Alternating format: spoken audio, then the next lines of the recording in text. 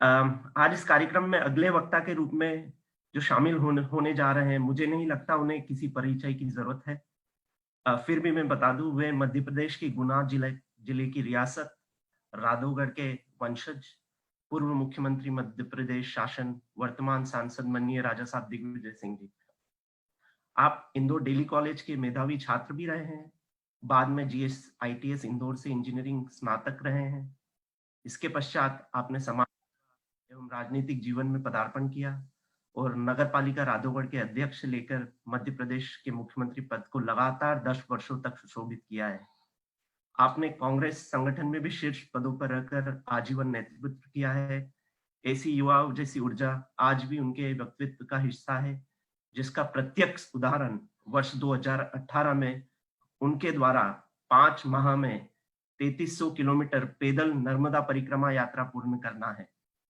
इसके माध्यम से उन्होंने अपनी धार्मिक आस्था तो पूर्ण की ही है, बल्कि समाज एवं संगठन में भी नई जान फूंक कर सभी को हतप्रद किया है। आज भी भारत की राजनीति के ये सक्रिय पूर्वाधार हैं एवं राजपूत समाज के सशक्त हस्ताक्षर भी हैं। मैं चंद्रजीत सिंह राणावत मोहनपुरा, पूरी महाराणा प्रताप फाउंडेशन यूके की तरफ से महाराणा प्रताप जयंती समारोह में आपका स्वागत करता हूँ। मैं आपसे अनुरोध करता हूं कि आप शिरोमणि महाराणा प्रताप के जीवन पर प्रकाश डालें एवं आज की युवा पीढ़ी का मार्गदर्शन करें। धन्यवाद मना चंद्रजीत जी। मैं आभारी हूं आपका, जो आपने मुझे इस लायक समझा कि आपके इस कार्यक्रम में महाराणा प्रताप फाउंडेशन यूके में मुझे महाराणा प्रताप जयंती के अवसर पर अपनी बात कुछ रखने का मौका दिया। मैं आपका आभारी हूं।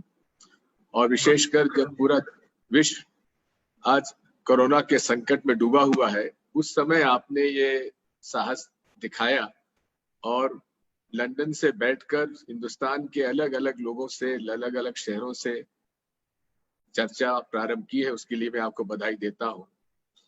ये टेक्नोलॉजी का युग है कि आज हजारों किलोमीटर दूर बैठे हुए आप और हम लोग बैठ के चर्चा कर रहे हैं। और इसीलिए जहां एक तरफ हमें हमारे गौरवमय इतिहास पर गर्व करना चाहिए, स्वाभाविक है, लेकिन साथ में समय के साथ चलना भी आवश्यक है। महाराणा प्रताप की जीवनी के बारे में सब जानते हैं और हमें उनके स्वाभिमान, संघर्षशील जीवन, बलिदान, त्याग, तपस्या के बारे में हमें गर्व करना चाहिए। लेकिन साथ में हमें उन लोगों को भी नहीं भूलना चाहिए जिन्होंने हल्दी घाटी की लड़ाई में उनका साथ दिया। क्या हम मान सिंह झाला जी को भुला सकते हैं, जिन्होंने कि उन्हें बचाने के लिए अपने प्राण न्यौछावर कर दिए? हम क्या भुला सकते हैं राणा पुंज भील को, जिन्होंने कि भीलों का संगठन तैयार करके महाराणा प्रताप को साथ दिया और उन्हें जंगल में अपने साथ रखकर उनका साथ दिया? क्या हम उन्हें भुला सकते हैं? क्या हम भुला सकते हैं भामाशाह जी को, जिन्होंने अपना पूरा जीवन की कमाई, तिजोरी खोल दी महाराणा प्रताप के लिए, जिसकी वजह से महाराणा प्रताप वापस अपने राज्य को स्थापित कर पाए। मैं आज इस अवसर पर एक बात और कहना चाहता हूं कि क्या कारण है कि हम लोग महाराणा प्रताप जयंती अलग अलग तिथियों में मनाते हैं? क्या हम लोग सब मिलकर ये तय नहीं कर सकते कि आखिर महाराणा प्रताप जी की जयंती कौन सी तिथि को मनाई जाना चाहिए? अनेकता में एकता की शक्ति होनी चाहिए। लेकिन मैं बार बार देखता हूं कि हम लोगों के राजपूत बिरादरी में एकता का अभाव सदैव रहा है और इतिहास इस बात का साक्षी है। यदि राजपूतों में एकता होता तो शायद इतिहास ही कोई दूसरा होता। हमें समय के साथ चलना चाहिए। ये टेक्नोलॉजी का युग है और इस टेक्नोलॉजी के युग में हमें, और विशेषकर ये समय में जबकि प्रगति किसी भी समाज की तलवार से नहीं होती है, कलम से होती है। ऐसे समय में हमें इस बात पर अधिक ध्यान देना चाहिए कि जहां हमें हमारे गौरवमय इतिहास पर गर्व करना चाहिए, लेकिन भविष्य के बारे में और वर्तमान के बारे में और भविष्य के बारे में भी सोचना चाहिए। मैं हमेशा इस बात को कहता हूं, मैं कई बार क्षत्रियों के कार्यक्रमों में गया तो मुझे तलवार भेंट करते थे। मैं कहता था भाई तलवार का उपयोग मैं क्या करूंगा, जहां मैंने तलवार का उपयोग किया तो मुझ पर 324, 326, 302, 307 पता नहीं क्या बात लग जाएगी। ये कलम का जमाना है, इसलिए कलम की भेंट करो। तो इसलिए जब भी मैं जाता हूं राजपूतों के कार्यक्रम में तो उनसे एक ही बात कहता हूं कि मुझे तलवार की बजाय कलम भेंट करो।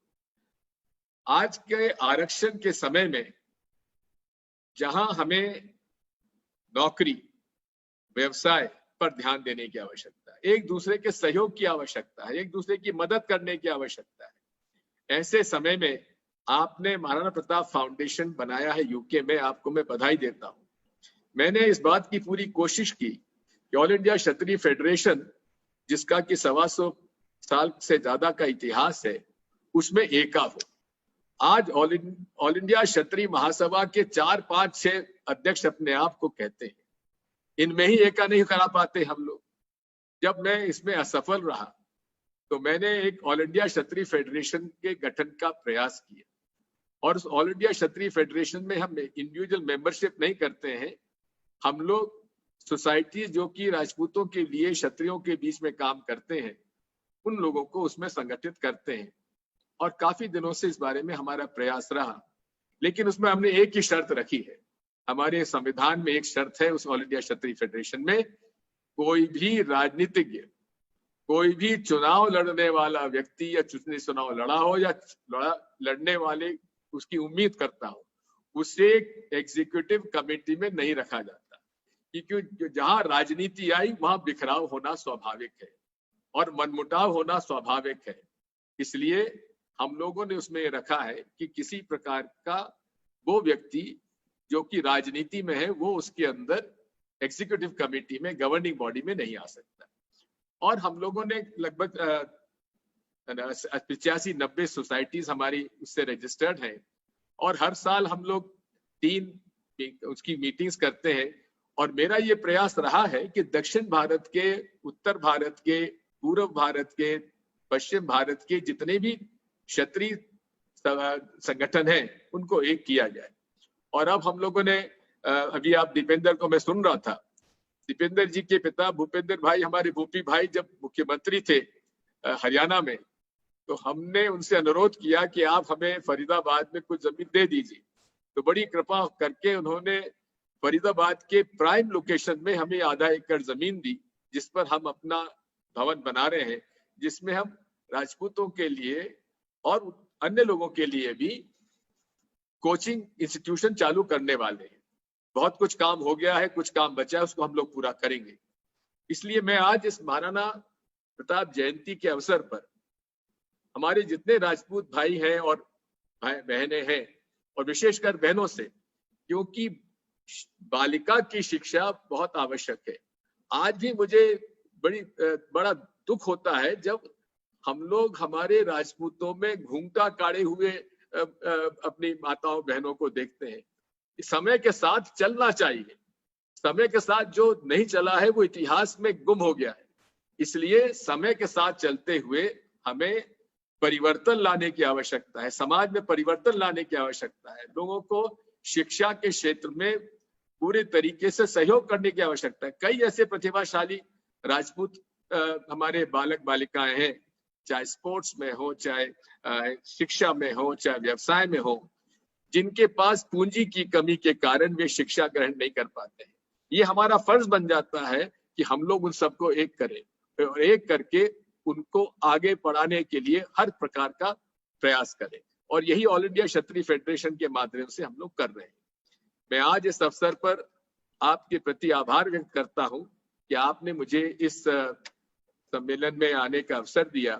कोरोना का संकट है, अपना ख्याल रखिए, और एक बात याद है रखिए, ये कोरोना जो है इससे डरने की आवश्यकता भी नहीं है। क्योंकि ये जो व्यक्ति स्वस्थ है, अब मैं तो 73 साल का हूं, हमारा उस सेक्शन में हो जो मोस्ट वल्नरेबल सेक्शन है, लेकिन फिर भी मुझे उसकी चिंता नहीं है। स्वस्थ रहिए, योगासन करिए, ध्यान करिए, प्राणायाम करिए, एक्सरसाइज करिए, फिट रहिए। तो जब भी मुझसे कोई पूछता है कि आपकी उम्र क्या है, तो मैं कहता हूं 50 साल से ज्यादा नहीं है, क्योंकि 50 साल के बाद मैंने गिनना छोड़ दिया। यही मानसिकता से हमें लड़ाई कोरोना से लड़ना पड़ेगा, और उसके सेल्फ आइसोलेशन के साथ अच्छी हाइजीन का उपयोग, हाथ धोते रहिए, खूब मिलते रहिए, मास्क लगाए रखिए।